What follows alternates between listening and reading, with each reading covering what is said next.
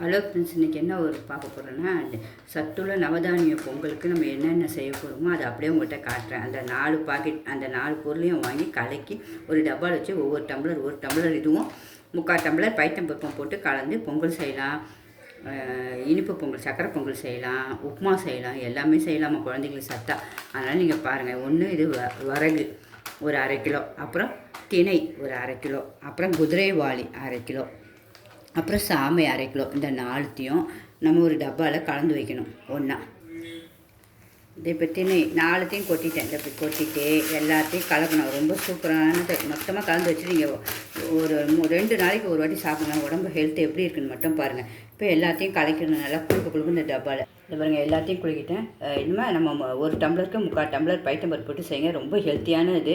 அதனால் உங்களுக்கு செஞ்சு காட்டுங்க. உங்களுக்கு பிடிச்சிருந்தா லைக் பண்ணுங்கள், ஷேர் பண்ணுங்கள். ஓகேவா ஃப்ரெண்ட்ஸ்? இதேமாதிரி முக்கியமான பதிவுகளெல்லாம் பாருங்கள் கண்டிப்பாக. பாய்.